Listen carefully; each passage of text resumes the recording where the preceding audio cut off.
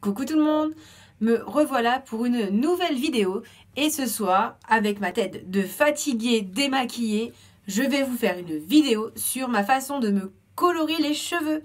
Oui, je sais, tout le monde fait ça. Moi, j'ai une méthode qui est un peu particulière parce que j'ai les cheveux très longs, qui sont un peu compliqués à colorer tout seul quand vous n'avez pas l'habitude. Et là, je vais vous faire une petite vidéo rapide et on verra ce que vous en pensez.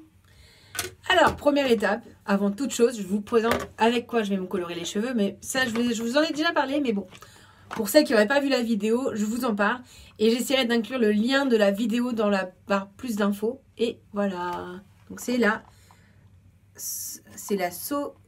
Sayos, pardon, de la gamme Eleo Suprême à l'huile. Et franchement, bon, ils mettent sans ammoniac, mais on se doute bien qu'il y a quand même d'autres saloperies, hein, on va se voiler la face. Par contre, elle est vraiment super. Elle est facile à préparer, elle est hyper épaisse.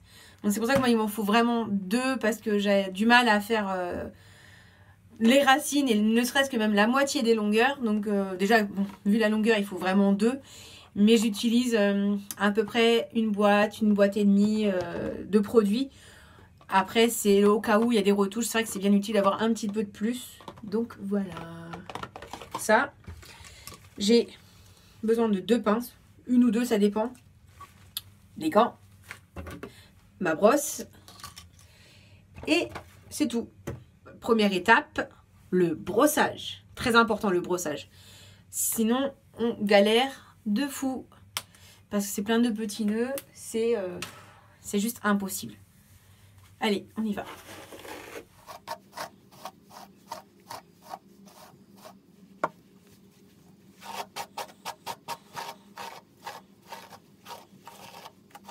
La brosse, pour ceux qui s'intéressent, je l'ai achetée chez Action à 2,49 €. Mais elle est vraiment très bien. Elle me casse pas trop de cheveux. Bon, là, j'ai l'impression que j'en perds une tonne, mais bon, c'est normal. Ils étaient quand même un petit peu emmêlés. Je vais me faire une première section. Alors, je vais vous expliquer comment je procède. Je vais faire mes racines, déjà devant. Tout devant, tout ce qu'on voit en premier abord. Les tempes, le front, etc. Et après, en fait, je vais commencer à faire section par section. Comme ça. Voilà, et ainsi de suite. Ok? Ah, j'ai oublié un produit essentiel. C'est la vaseline pour graisser le pourtour de la peau, pour éviter de se retrouver avec plein de teintures qui tachent la peau. Ça marche très très bien. Franchement, c'est génial. Donc bien penser tartiner le front, éventuellement si vous arrivez bien les oreilles, le cou, au niveau de la nuque, etc. pour éviter d'en mettre partout. Par contre, n'en mettez pas sur les cheveux, parce que si vous en mettez sur les cheveux, bah, ça sera pas teint. C'est un petit peu embêtant, ça va vous faire une petite trace. Et du coup, vous aurez rien. Donc autant mettre bien sur la peau uniquement.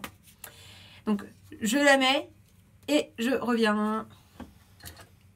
Alors, me revoilà toute tartinée de vaseline sur le pourtour du visage. Voilà, hop, les cheveux brossés. Je vais faire mon mélange de couleurs. Donc, ça se présente avec la crème, je pense... comment on dit ça? Voilà, la crème révélatrice. Voilà, rien d'extraordinaire jusque-là. Et le produit colorant. Voilà, donc... pareil, hein, c'est ce que je dis, c'est rien de transcendant. C'est du basique. Mais... Et puis il y a le petit soin dedans aussi. J'ai oublié de vous le montrer. La pochette de soin, des gants et une notice. Bon, vous allez me dire pourquoi je ne regarde pas la notice, mais parce que j'ai l'habitude. Et voilà. C'est une couleur que j'ai déjà faite à plusieurs reprises. Donc, bah, j'ai plus besoin de regarder la notice. Plus besoin de faire le test de cutané non plus. À faire 24-48 heures avant. Surtout si vous avez des tendances allergiques, c'est très important de le faire. Parce que ça pourrait avoir de graves conséquences sur la santé. Donc, voilà. Bon, sachant que la teinture, les les symptômes ne viennent pas à la première application, mais souvent aux suivantes. Donc, faut quand même faire attention. Faut pas prendre ça à la légère. C'est quand même des produits qui sont chimiques. On secoue bien. Voilà. Donc, vous allez voir que c'est un produit relativement épais. J'ai l'impression que ça va être 150 ans à se mélanger ce produit. Tellement c'est épais. Bon, je pense que pour la deuxième flacon, je ferai appel à mon mari qui va me secouer plus vivement. Et je pense que ça ira plus vite parce que là j'ai l'impression que ça prend une éternité. Ouais, là, ça prend une éternité vraiment. Bon, ça me semble bon. On va enfiler la paire de gants. Voilà. Et on est parti. Donc oui, pour celles qui se poseraient la question, je ne prends pas de pinceau. J'en ai un, mais en général, je ne m'en sers pas. Je ne sais pas pourquoi, je ne m'en sers pas. Je vais déjà faire ma première section quand même.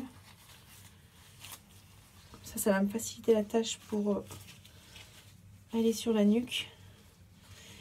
Voilà. Voilà. Donc, je suis désolée si je ne vous regarde pas. Je regarde dans mon miroir qui est juste devant. En fait, qui est derrière mon téléphone. Bon, à chaque fois que je fais un test comme ça, je m'excuse par avance parce que c'est...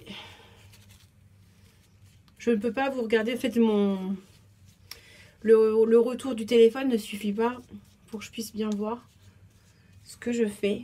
Du coup, je suis obligée de regarder dans le miroir.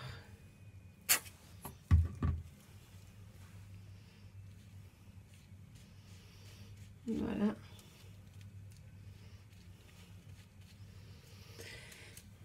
Donc pour celles qui se poseraient la question où je filme dans ma salle de bain. Peu importe le sujet d'ailleurs, parce que j'ai un bon éclairage. Moi je fais ça en loisir. Pour partager un maximum de mes passions, que ce soit couleur ou beauté, etc. etc. Et c'est vrai que bon bah je m'installe en tout cas là où j'ai la meilleure lumière. Et vu les heures où je filme aussi, c'est vrai que c'est pas forcément facile. Du coup, d'avoir une lumière naturelle correcte. Du coup, c'est vrai que je filme dans ma salle de bain avec des éclairages artificiels. Mais bon, donc première mèche faite. Voilà.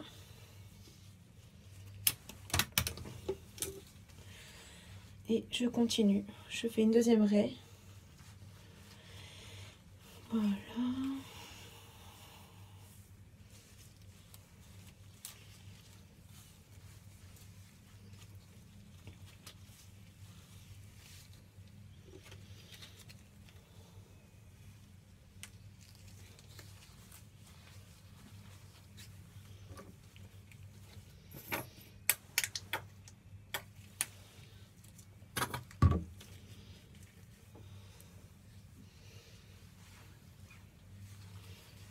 Donc hop,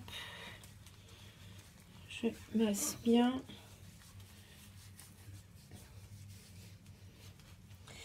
Donc pardonnez-moi s'il y a des coiffeuses qui me regardent, parce que je sais que vous allez faire une attaque, qu'on doit pas commencer comme ça. Je sais que normalement on commence par le haut de la tête, mais moi si je fais ça en fait, j'y arrive pas. J'ai des nœuds, c'est une catastrophe, donc pardonnez-moi. Hein, soyez clémentes, mesdemoiselles, mesdames, messieurs, parce qu'il y a peut-être des messieurs qui pourraient me regarder aussi. Donc voilà. Donc j'avance petit à petit vers le haut du crâne. Donc je fais des grandes sections en fait, je pars d'une oreille à l'autre en fait. Oups. Tout simplement. Donc je précise que je sais très bien que c'est pas comme ça qu'on procède parce que j'ai déjà fait des couleurs en salon. D'habitude, c'est quand c'est pas le salon, c'est ma maman. Et elle procède absolument pas comme ça. Elle fait dans les règles avec son petit son peigne, son pinceau. Et elle met tout ça déjà dans un bol. Elle garde pas dans le flacon. Parce que elle y arrive, elle me dit ça m'énerve, ça glisse, c'est pas pratique. Voilà.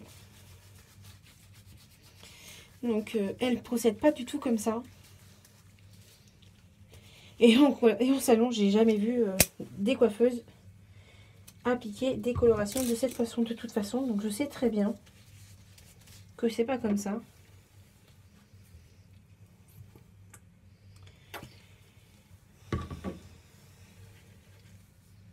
Hop.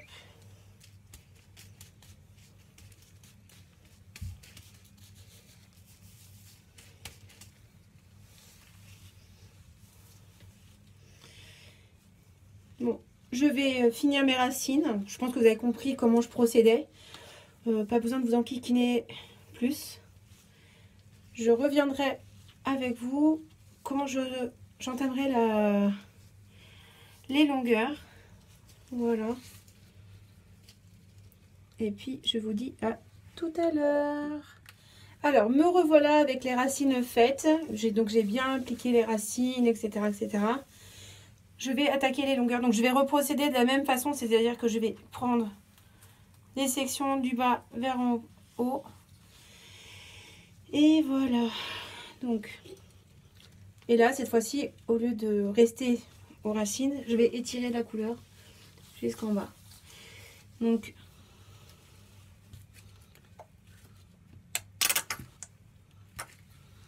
ouais, elles sont bonnes. C'est vrai que ce que je disais la dernière fois. Et bien voilà, une tache sur mon lavabo. Ce qui était relativement prévisible.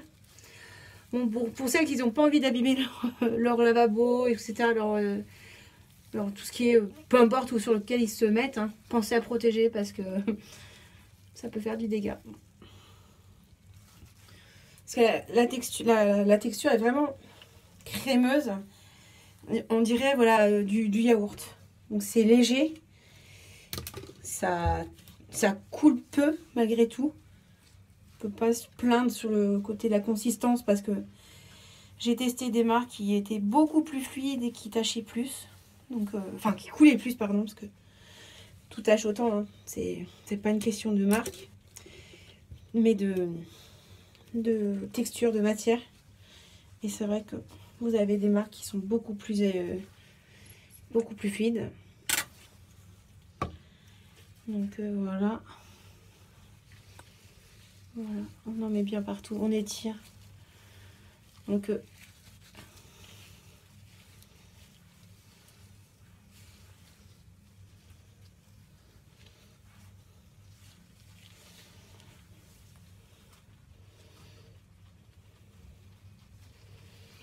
même les sections, vous pouvez même les faire après en deux hein, pour si vous avez les cheveux vraiment très longs ou très épais, c'est vrai que c'est plus facile à travailler après, à étirer la matière d'un bout à l'autre.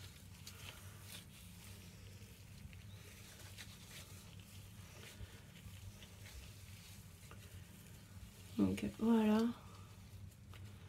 Donc là ça va, j'ai la chance que je me suis bien débrouillée, j'ai eu la chance, j'ai pas fait trop de nœuds. Parce que quand je fais une tonne de nœuds, voilà ce qui peut arriver quand on garde on met dans les flacons comme ça et pas dans les bols comme ma maman. Voilà, ça tombe. Donc là j'attends mon mari est en train de me préparer le deuxième flacon parce que j'ai presque plus rien. Ça va arriver à la fin. Et j'ai pas fait la moitié de mes longueurs. Donc je pense que là je vais utiliser beaucoup plus de produits que l'accoutumée. Parce que là j'ai vraiment 1000 paquets sur les racines. J'ai étiré quand même plus que la dernière fois que je l'avais fait. Et je me retrouve que je vais... Pour les racines, les longueurs c'est un peu plus juste. Mais c'est pas très grave ça. Avec 2 boîtes, je sais que j'ai assez. J'ai pas besoin de plus. Voilà, y a pas... J'ai pas de raison de stresser en termes de manque. Voilà. Donc, bon, tout va bien. Ce que je vais faire, bon, bah, je pense que vous avez compris, pareil, comment je procède. Je vous dis à tout de suite. Je finis mes longueurs, puis je reviens. À tout à l'heure. Alors, me revoilà avec toute la teinture posée. Donc, j'ai bien saturé les longueurs et aussi même la racine de produit. Et maintenant, je vais attendre que le produit agisse. Donc, c'est une pause de 30 minutes. Et je vous dis à tout à l'heure. Alors, me revoilà après la pause de la teinture, donc 30 minutes. Je vais rincer et après, je vais poser sur les pointes, juste les pointes, de l'orothérapie Violine que j'ai acheté sur Amazon. J'avais envie de me faire Violine et en fait, j'ai pas trouvé la coloration que je voulais en semi-permanent. Du coup, je me suis dit, bon bah, je vais tester l'orothérapie, donc le soin en repigmentant sur les pointes et puis on verra. Me revoilà après avoir rincé mes cheveux. Donc je suis contente, comme vous pouvez voir, le rouge n'a pas bien collé à la peau. Du coup, bah, c'est plutôt pas mal. Maintenant, je vais me brosser les cheveux et je vais faire les pointes avec l'orothérapie. Donc j'en profite d'avoir les cheveux mouillés et propres, parce que c'est comme ça que le produit s'applique le mieux. Donc voilà, donc j'ai les cheveux encore très très mouillés. Voilà. Donc, a priori, la couleur a bien pris partout. Mais c'est pas flagrant dans la mesure qu'ils sont trempés.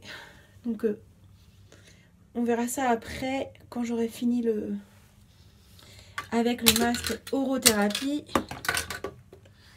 Voilà. Mais je vais faire que les longueurs, que les pointes en fait. Vraiment.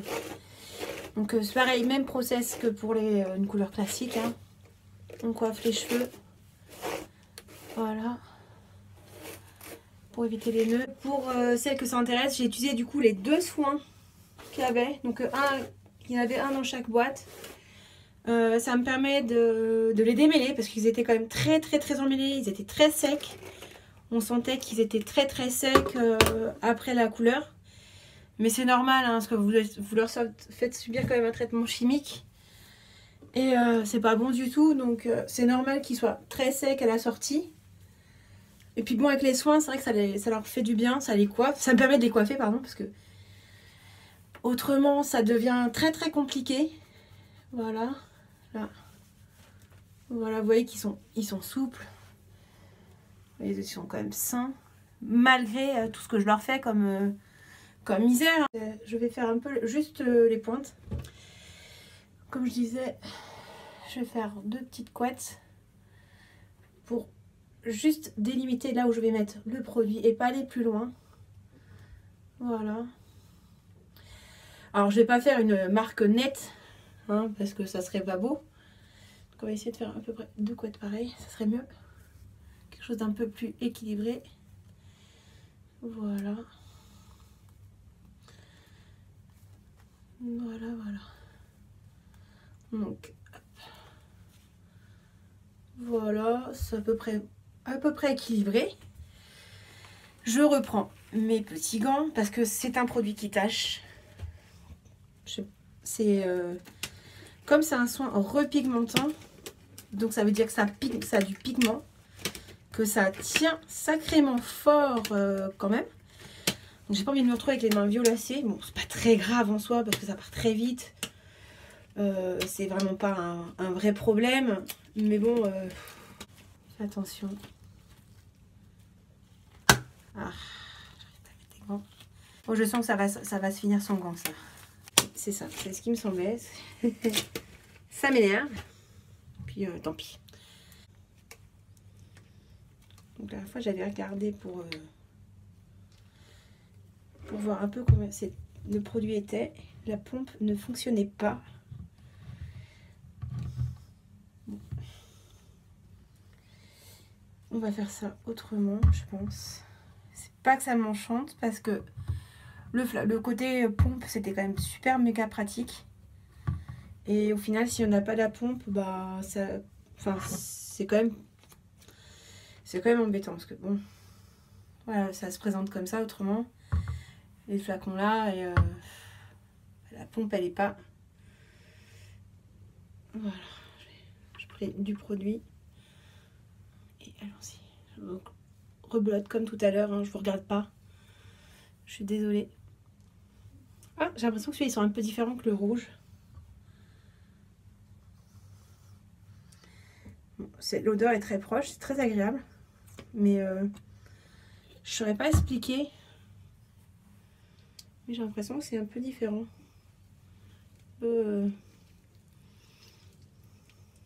Voilà.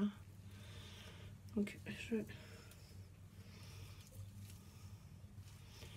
j'imprègne bien. On va faire l'autre mèche. Alors ça,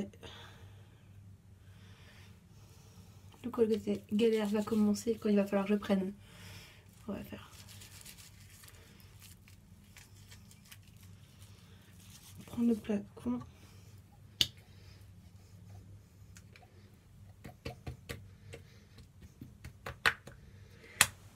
Voilà, donc c'est ce que je pensais, ça serait pas pratique.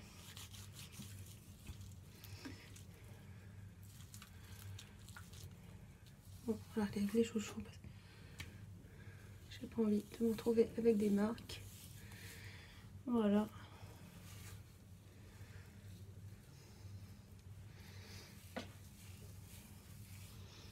Voilà.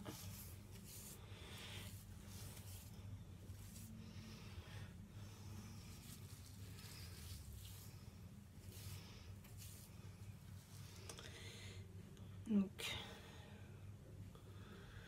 on n'économise pas le produit. Hop là.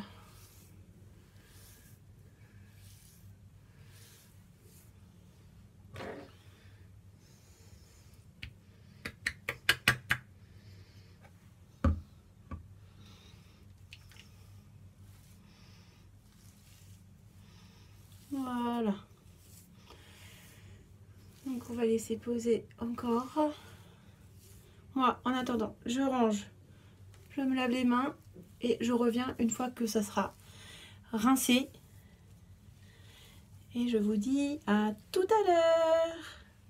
Me revoilà, ça y est, j'ai séché mes cheveux. Je sors de la douche parce qu'en fait j'ai rincé le masque repigmentant sous la douche. Conclusion, bon, je suis déçue, mais vraiment déçue parce que bah, les longueurs, bah, ça n'a pas pris, c'est pas violet, c'est toujours rouge. Bon, le rouge de la couleur précédente est superbe. Et voilà, par contre je vous reviendrai demain matin à la lumière du jour pour voir un peu, peut-être qu'il y aura des reflets. J'espère, parce que franchement, je suis déçue. Je pense que je vais le garder si je fais une couleur violine. Donc bon, pour les aider à rester un peu intense. Mais sinon, si vous faites pas du violine, ça sert à rien. Peut-être sur cheveux naturels bruns pour donner des reflets. Je sais pas. Franchement, je sais pas. Mais là, comme ça, non, ça marche pas. Ça n'a pas fait ce que je voulais. Mais bon, tant pis. On se revoit demain matin. Allez, salut! Rebonjour tout le monde, me revoilà le lendemain matin. Donc là, à la lumière du jour, mais bon, il fait gris, on ne se rend pas trop compte de la lumière. Donc voilà ce que ça donne. C'est plutôt sympa, c'est bien rouge. Par contre, les pointes, ça n'a pas pris du tout. Donc sont effectivement plus sombres que les racines normales. Mais pas du tout de violine, donc bon, bah, déception. C'est pas grave, je ferai une vraie teinture violine et puis tant pis, c'est pas grave. Sur ce, là, je vous laisse vraiment et je vous dis à une prochaine vidéo. Surtout si mes vidéos vous plaisent, n'hésitez pas à vous abonner, faire un petit pouce en l'air et un petit commentaire pour me faire plaisir aussi. Allez, ciao ciao!